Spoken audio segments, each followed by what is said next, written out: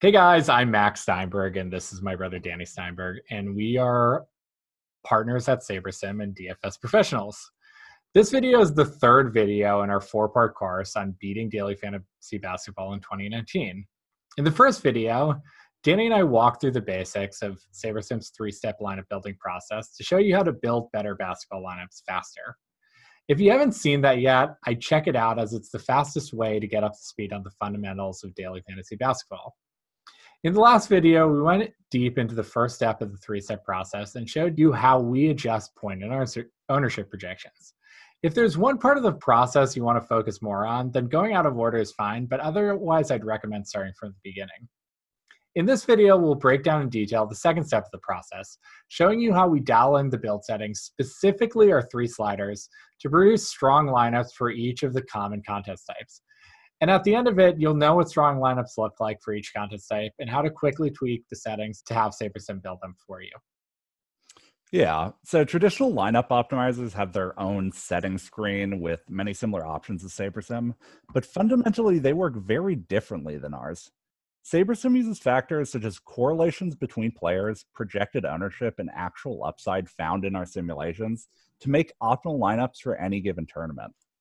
Because of the way lineup optimizers work, by focusing exclusively on average projections and ignoring things like correlation, ownership, and variance, you need to find a ton of rules if you want any shot at building winning lineups with traditional optimizers. The simplest rules you could set would be all lineups must include X players from the same team or from the same game.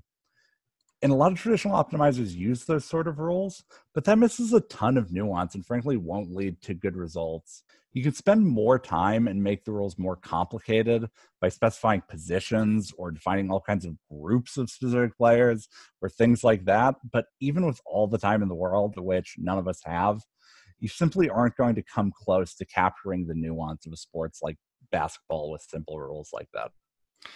Yeah, and particularly in basketball, it's actually not really clear intuitively who is correlated to and how, because players excel through getting different stats. For example, a player who gets a lot of offensive rebounds, like someone we like tonight, Dwight Howard, banks on people on his team missing shots in order for him to do well because he wants to get offensive rebounds and putbacks.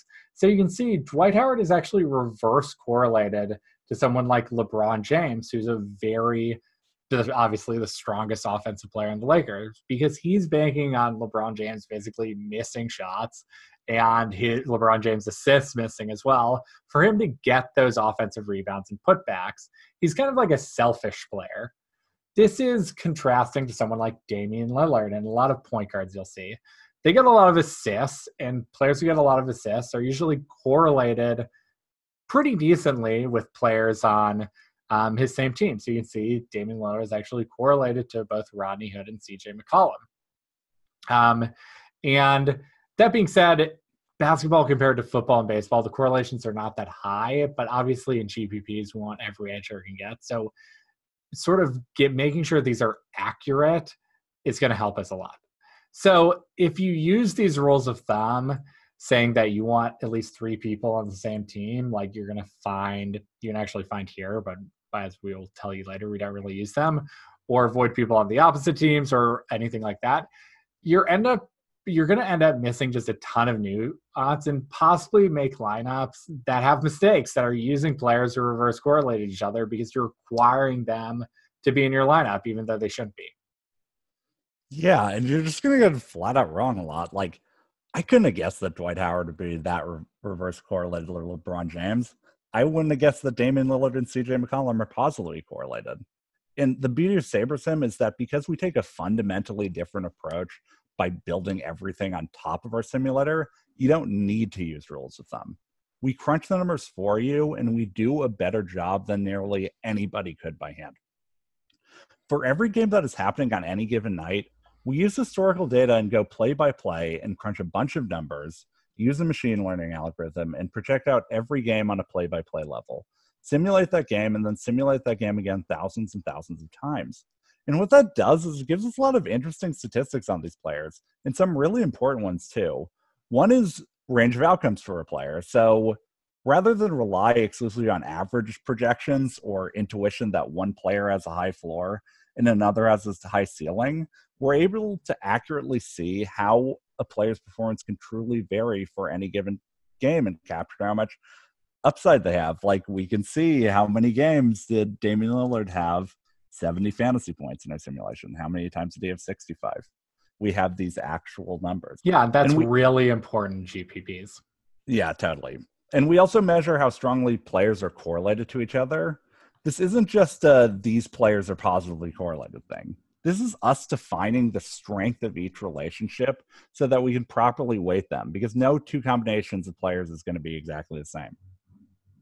So we're literally just looking at all our data, and because our simulator is good, we know how all these players are correlated, and we know exactly how valuable putting a correlated player in the lineup is. And we also know when it's not worth it to put a correlated player with another player, because there may be someone who's just way better value than the correlated player. Yeah, I think especially in basketball, that's true, where the correlations aren't that strong. So it's not always just like jam CJ McCollum in with Damian Lillard. That doesn't make any sense when you could get someone a lot better than CJ McCollum, or the lineup construction. You need to weight all these factors. It's not as simple. Yeah, and SaberSim has a really good idea of what the optimal lineup should be based on all the simulations we have. Much better than can be done by traditional optimizers or human intuition alone. Exactly. So we offer something that's similar to what you might see in an optimizer called stacking rules, which we showed you before. And those are basically setting all these rules yourself and trying to make this judgment call. And you're welcome to use that with SaberSim if you want that. But I probably wouldn't recommend that. I know people requested that we add this feature, but it's just not necessary. Yeah, Danny and I actually never use these roles. And the reason is because SaberSim accounts for everything you'd want in a stacking role because of the sliders we have and our simulation data. So let's talk about sliders. The top slider we see here takes into account correlation. So as you can see, we have all these numbers on how players are correlated to each other. And with the slider, it's your choice to how much you want to take this into consideration. And that's going to depend on the tournament type you're playing, which we'll go over in a second. But we're giving you that control of how much you want to consider this for your lineups. We have ownership fit as well. So in the previous videos and other videos, we talked about how you can adjust our ownership projections, and we have our baseline ownership projections, which you can customize. And using this customization, we allow you to take ownership into account. So essentially, you can use the slider to just decide how much you want to fade the higher end players.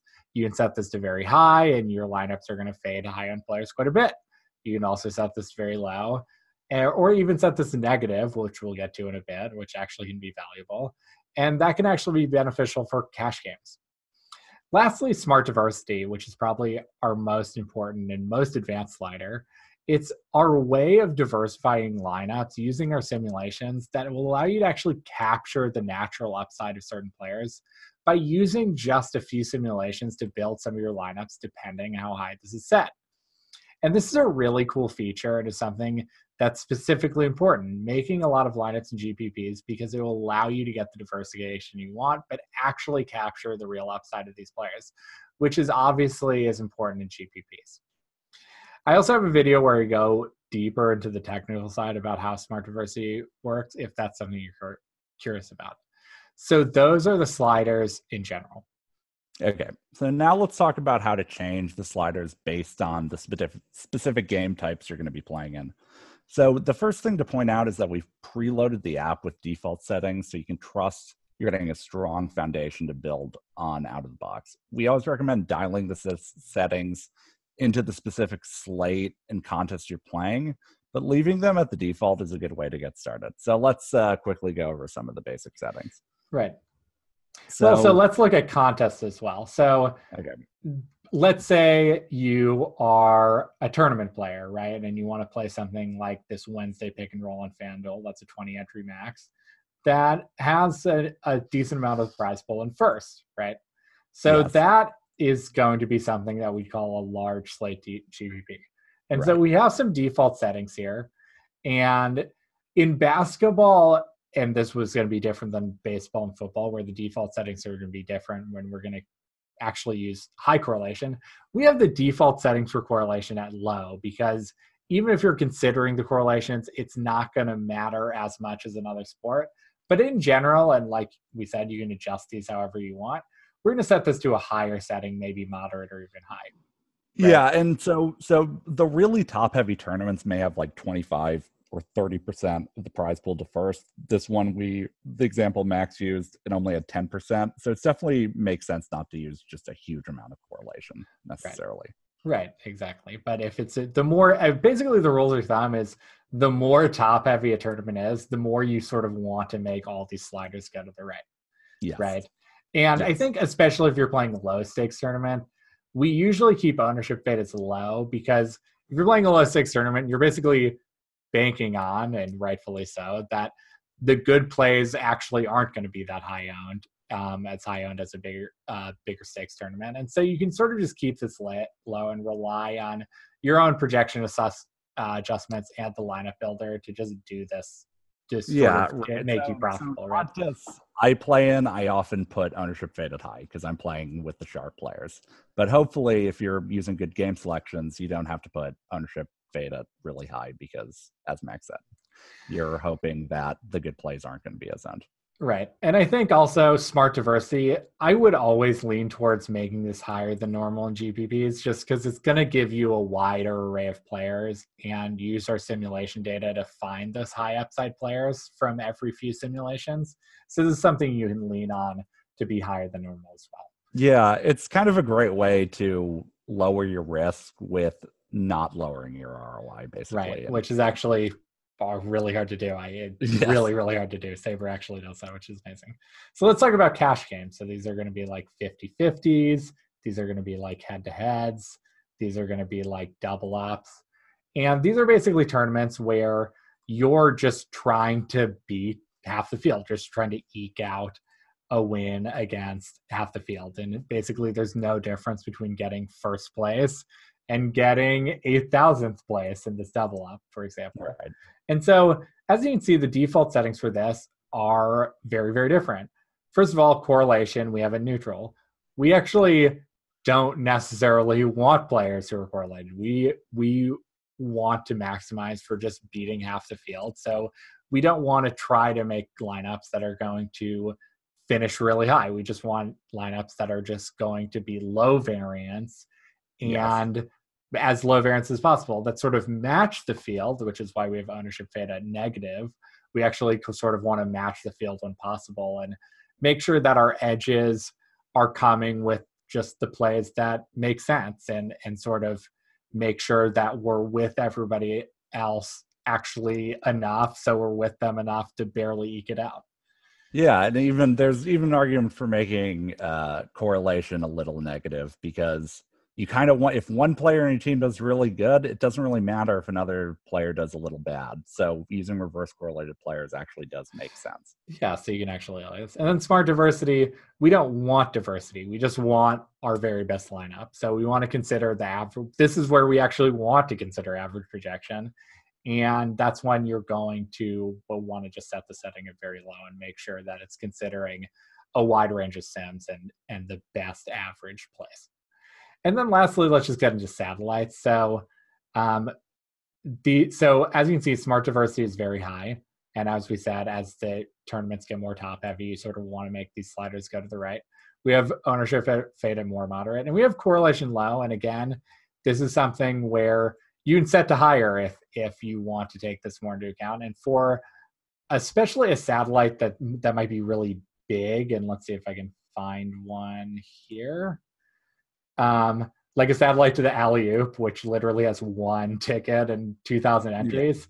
That's one where it's a literal winner take all. And so that's when you want to say, okay, let's set these settings all to pretty damn high and make sure that we maximize our chance of winning. But some satellites you're going to see are not as top heavy, and like this one to the SaberSim, it's giving away 25 tickets, so that's not as much of a winner take all. Right. And so I would say probably be multiplier, right? Right, and you could consider it somewhere in between a multiplier and a satellite, and that's when you don't have to be as aggressive with the settings.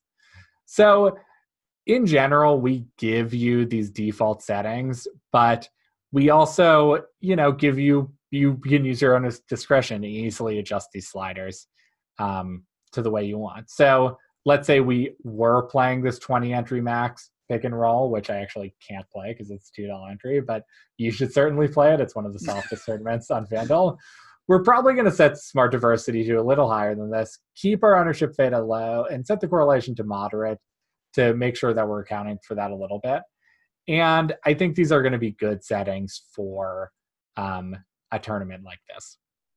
So as we said at the start of the video, lineup optimizers require you to use a lot of rules of thumb to create lineups that have any chance of beating today's games.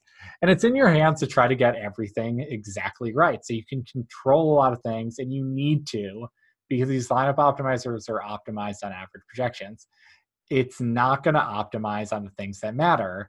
Upside, meaning correlation, ownership, and variance, which are the things that are going to win you these GPPs. And that's all on you, which means you have to spend a ton of time each night. And even then, you still won't be able to capture all of the nuance that exists in basketball.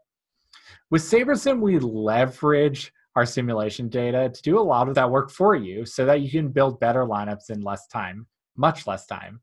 And what ends up happening is you make a build, you build your lineups, and you'll see that your lineups are naturally having the team stacks, game stacks you want, and not having those bad reverse correlated plays. And so our sliders really, really make that process simple. And it makes it fun because you can actually focus on the things that matter, like the things that are funner for you, or like things that are fun for Danny and I, which is projecting players, looking at advanced statistics, controlling your exposures after the build, which we'll get into in the next video. You have to do all those fun things that actually you can actually control to make you money, and SaberSim does the rest for you. So this video is much longer than this actual step will take you in practice. It probably is going to take you 20 seconds because these sliders make things very simple. But they're based on some really advanced data that we wanted to make sure it was clear what was going on behind the scenes and how you can adjust based on the contest you want to play. So that's it for step 2 of SaberSim's 3-step build process. In our next video, we'll break down exactly what you need to do in the third and final step of the process. It's a step we'll call quality control, and it helps bring everything together to finalize your lineups. As always, if you have any questions, you can email our support team, which is support@sabersim.com, or you can reach out to Danny and I on Twitter. That's @MaxJSteinberg for me and @DanielSingerS for Danny. I recommend finishing the series before jumping in, especially because there's only one video left. But if you'd like to try SaberSim out for yourself, we're offering a 3-day trial that you can find at SaberSim.com. So thanks again, and good luck with your DFS lineups.